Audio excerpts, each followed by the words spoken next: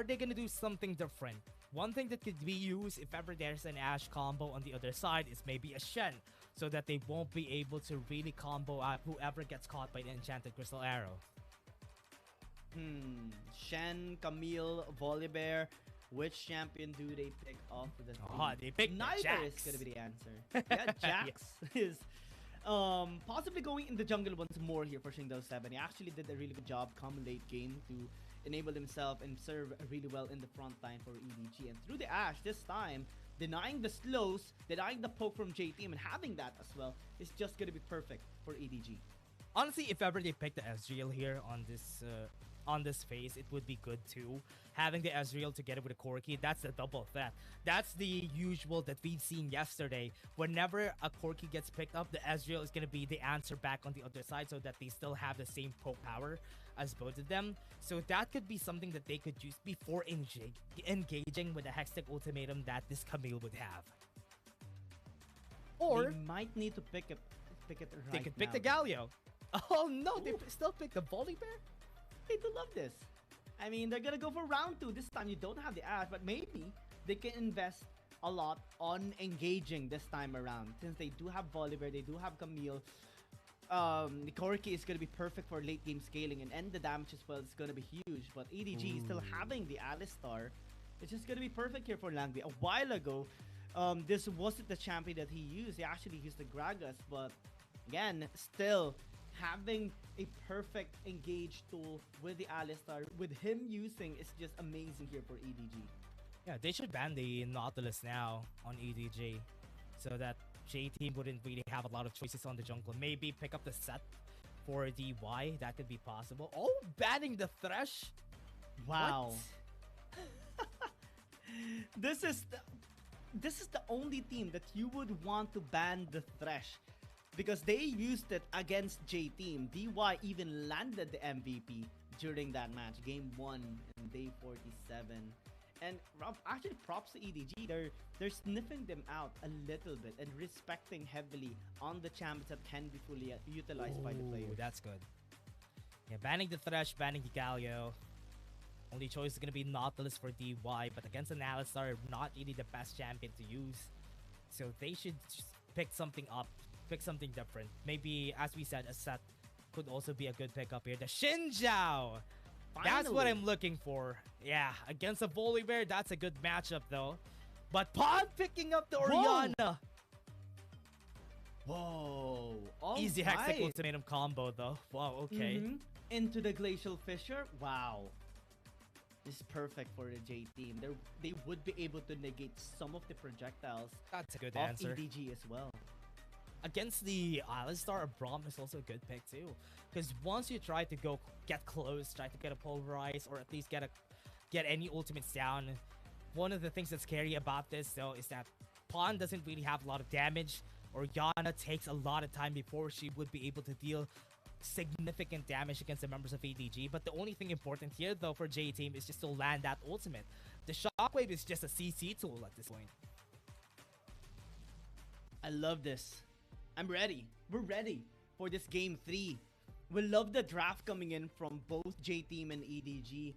This is looking to be an amazing one for sure as EDG tries out the similar draft of J-Team a while ago. Camille and Volibear still remains on J-Team, but now they do have the Orianna and the Braum to work around with.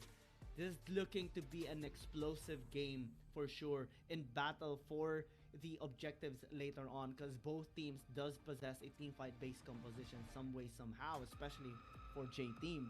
But they also need to be very careful of the pokes. Again, with the Shengzhou, with the Alistar, it's going to be very difficult to breach the back line.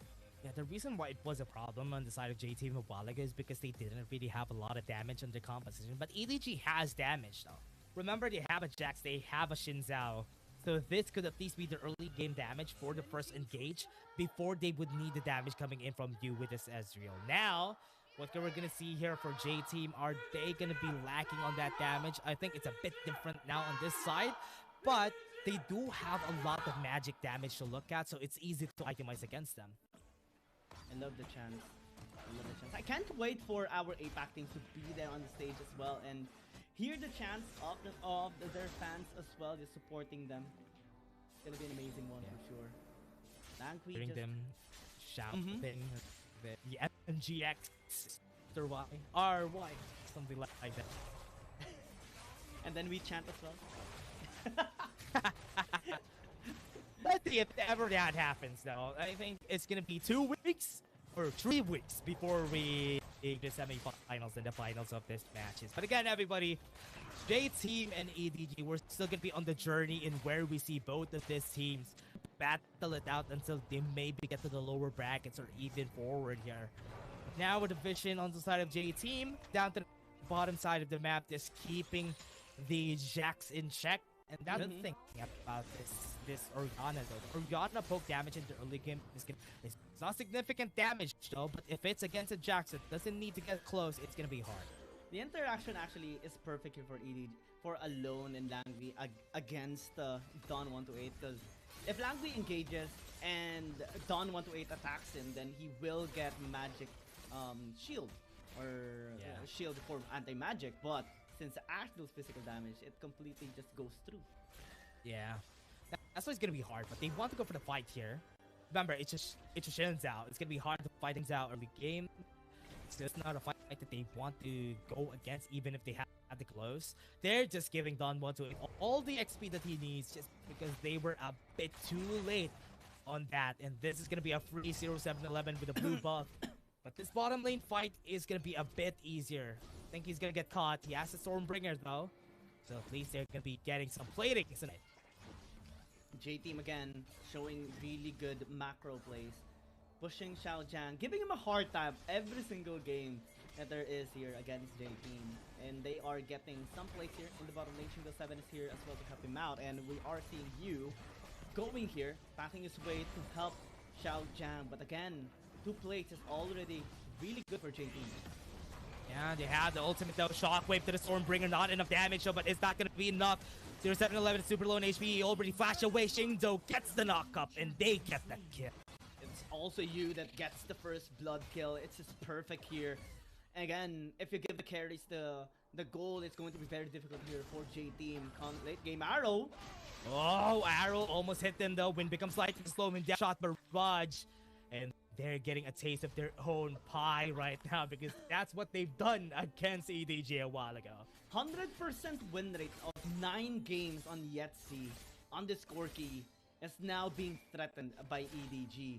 Especially with this kind of draft, it's going to be a lot more challenging to be a Corki here in this game. You really need to watch out for your surroundings, because every time those arrows and Bruiser barrages are available, they're gonna use it without hesitations. And the comp as well can easily follow through, because again, Shindao has the gap close, Jax has the gap close, Alistar has one as well.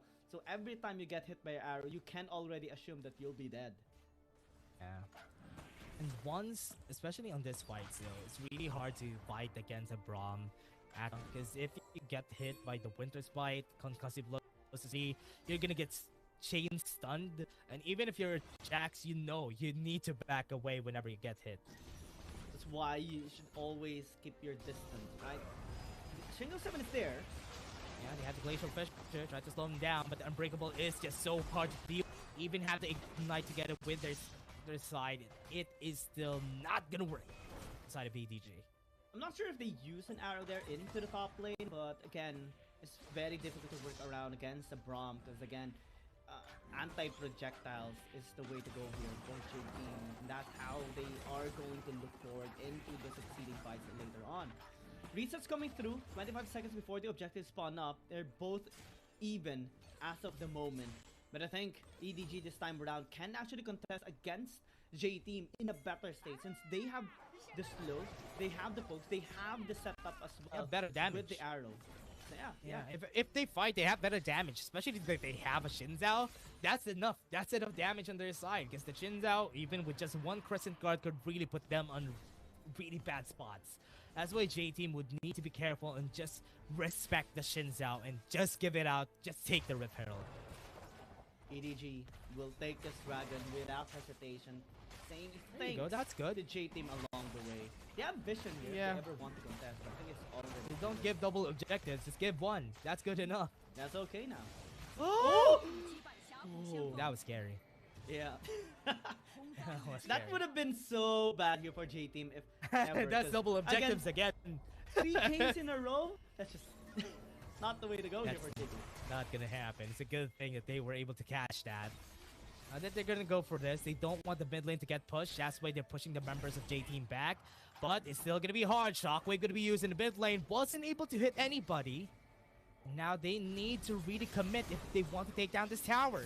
Not gonna be able to take this down. Pulverize to the back line with a crescent guard. Pushes him to the mid lane. And that's a good combo from EDG. Perfect combination of the engage into the headbutt, into the crescent guard, into the arrow of alone. Zero counterplay, and Pan finds himself on gray screen almost immediately. Let's take a look at the replay though. That look at They the wanted to engage get the was RE. perfect. Yeah. They just wanted to Oh get the tower. man. Even the barrier wasn't helpful because the combo is just so supreme. And yeah, they were able to get a couple of plates, but not able to take the tower is actually perfect for EDG. As long as they're able to defend that, they're gonna be fine. Yeah. It'll be good for them. But as long as they don't defend this top lane tower. Oh my, the damage from the barrage is just so much now. They need to be really scared because as long as Yetzi gets Ouch. more AP items, that's gonna hurt a lot more. Trinity Force on the core key though. Usually we oh Oh no, Pawn is gonna die again.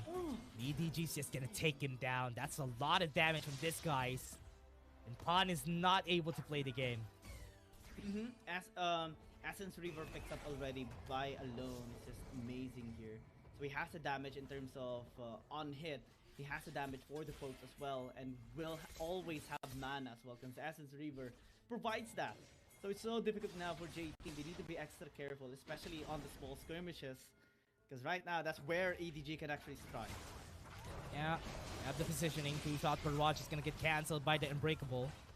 They even have another plating sat ready for them, but EDG are still keeping them at bay so that they won't take anything more.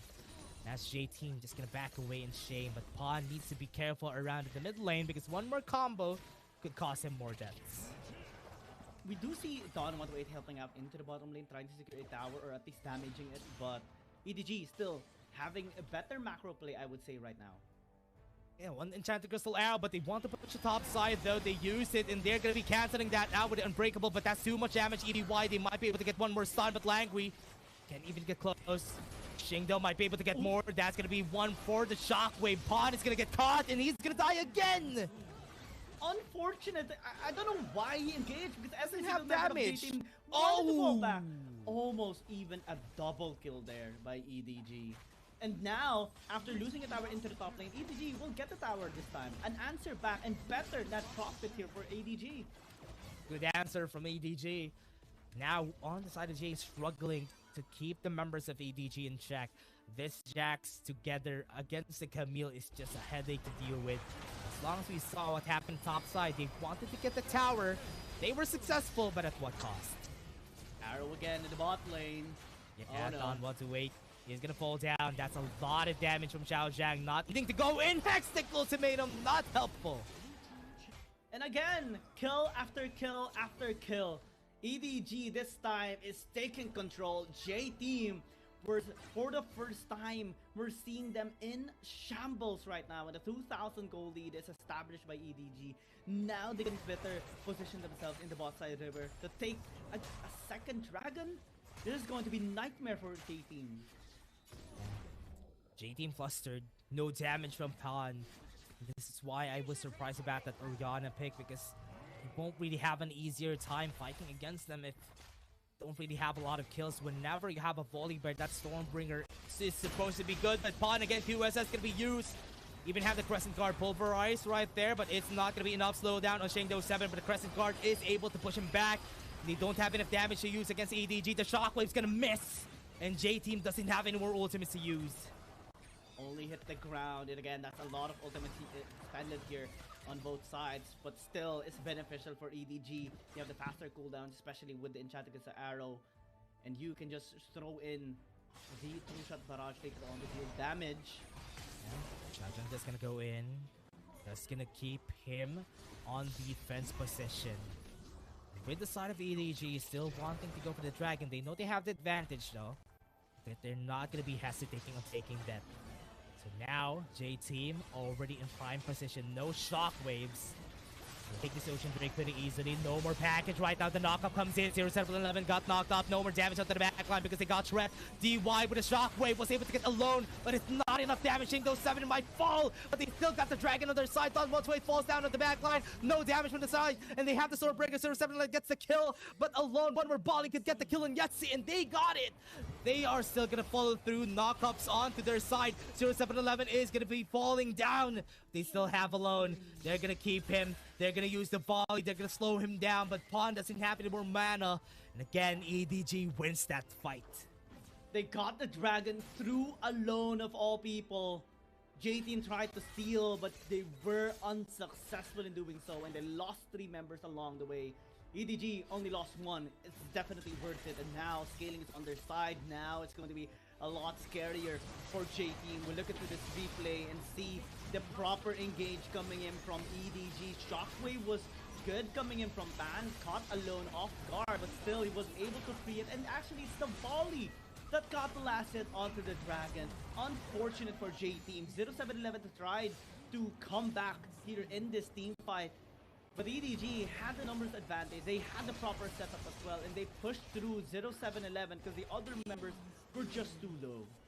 Yeah, this is why I don't really like a very herbivore-ish playstyle from the side of J-Team. Whenever they have a Camille and a Volibear on your side, that's a lot of damage down. You don't really have a lot to work with now. Knockup's gonna happen, and Pawn is gonna get caught again. Stormbreaker's gonna be forced to use. Right now, Language is gonna be their target. They have the Unbreakable Will, but it's gonna be falling down still. DY is gonna be the trade. They have the Enchanted Crystal onto Pawn. Got the QSS perfectly. The EDG still wants to go for the push. Still have a lot of poke damage coming in from them. But J-Team needs to back away now. They have to afford to engage to EDG just yet. It's not yet the time. They couldn't do so. Similar to how EDG was able to close the distance. It will take a big mistake of going in blindly for EDG to fall right now. J-Team, they don't have the burst damage just yet. Yetzi is not buffed up enough. Pan is not buffed up enough. They only have 2 items on them each, and we see more value on the side of EDG as well. Possessing 5,000 gold leads, profiting more and focused more on Xiaojiang, and alone is just so good here for EDG. Now the Jax is online, it's so difficult to deal with him in a 1v1 setup here for Dawn. Even if you have the Camille, Jax will win every single time. Yeah, Language is doing them dirty since a while ago. Dawn 1-2, he got caught with his stun. He needs to flash away. That's a good arrow again coming in from the side of EDG. But what are they gonna do now? No Enchanted Crystal Arrow. J-Team now has the chance to pull the trigger. They want to take this tower. Should be able to do so, but EDG is doing a really good job poking them out. Yeah, they have the shockwave onto the backline. Yu is gonna get caught, but look at this. Shingdo 7 is got in the members of J-Team. They're not gonna be able to take one down, but at least they got the tower mid lane. EDG tried to defend, but again, Stormbringer is a definite tool that J-Team can fully utilize. And 1 tower is already enough. They already are happy with it. They need to take more. Again, the dragon is starting to be a problem here for J-Team. They need to start taking it away from EDG. Because if they take 3 dragon stacks, it's going to be a nightmare here for J-Team. It's a massive durability tool here for EDG, especially that they do possess that Mountain Dragon as well. They will have cooldown, they will have sustain as well. Oh man, it's a nightmare for J-Team if ever this happens. They need to contest, they need to find a way to penetrate the backline. If they get the kill alone, it's already perfect. I think that's the way to go.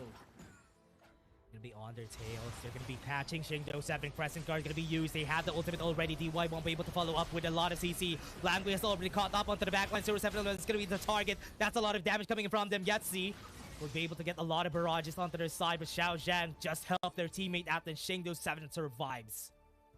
EDG still got the better end in that fight. J-Team took too much damage. But in terms of position, J-Team can actually start this dragon anymore.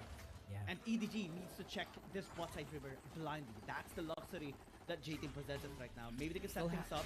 Yeah, Unbreakable's gonna be there. Not gonna be dealing a lot of damage. They still have the hawk shot at the ready. Language. If ever they try to go for that, Language is in prime position to go for a good pulverize.